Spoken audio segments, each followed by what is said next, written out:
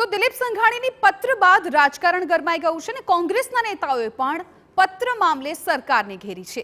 વીરજી ઠુમ્મરે ભાજપના નેતાઓના નાર્કો ટેસ્ટની માંગ કરી છે। કોંગ્રેસ આ સમગ્ર પ્રકરણમાં ક્યાંય નથી તેવું વીરજી ઠુમ્મરે કહ્યું। ગૃહ રાજ્ય પ્રધાન કૌશિક વેકરિયાના નાર્કો ટેસ્ટ કરો તેવું પણ ઠુમ્મરે કહ્યું। પ્રતાપ દુધાતે પણ દિલીપ સંઘાણીના પત્રને ગણાવ્યો છે યોગ્ય।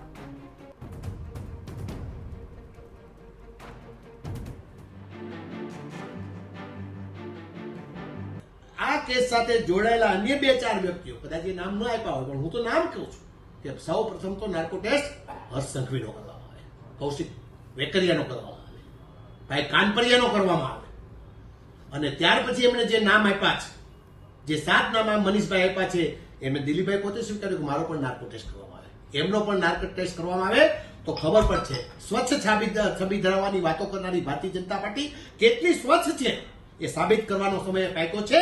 ગૃહ વિભાગ મગનું નામ મરી 1 મહિના નથી પાડી રહ્યા, કોઈ સ્ટેટમેન્ટ નથી કરી રહ્યા, ત્યારે ખુલ્લું દેખાઈ રહ્યું છે કે કોઈ મોટું ષડયંત્ર રચાણું છે ને જંગલ રાજની શરૂઆત અમરેલીથી ગુજરાતમાં થાય એનો એક હીન પ્રયત્ન થયો છે, જેનો પર્દાફાશ અમારી કોંગ્રેસની નારી સ્વાભિમાન મંચની ટીમ સાથે સાથે અમે અન્ય આગેવાનો બધા ભેગા મળી અને આ લોકો વચ્ચે લાવ્યા છે। ત્યારે દિલીપભાઈ અમને સહકાર આપ્યો છે, નારાયણભાઈ પણ અમારી નારી સ્વાભિમાન મંચને ખુલ્લો સહકાર આપ્યો છે, ગોપાલભાઈ છમાડીએ પણ સહકાર આપ્યો, ડૉક્ટર કાનાબાર તો રોજ બોલે છે। ત્યારે આ કોઈ રાજકીય નિવેદન નથી, સામાજિક રાજનેતાનું ઉદાહરણ દિલીપભાઈ પૂર્ણ કર્યું છે અને સરકારને જો થોડીક લાજ શરમ હોય તો તાત્કાલિક પગલાં ભરવા જોઈએ।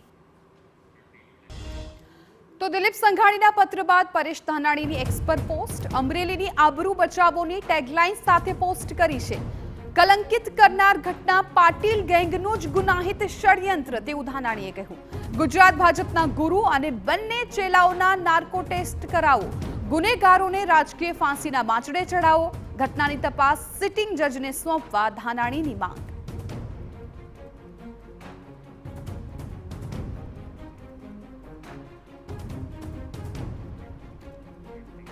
તો દિલીપ સંઘાણીના સમર્થનમાં ભાજપના નેતા આવ્યા છે। લેટરકાંડ મામલે ભરત કાનાબારે પણ પોલીસ સામે કર્યા છે સવાલ। આક્ષેપોની નિષ્પક્ષ અને ઊંડી તપાસ થવી જોઈએ, સરકાર અને પક્ષને પણ સાંભળવું પડ્યું છે। પહેલા દિવસથી સત્ય બહાર લાવવાનો સરકારનો અભિગમ, નિવૃત્ત જજની આગેવાનીમાં તપાસ થવી જ જોઈએ।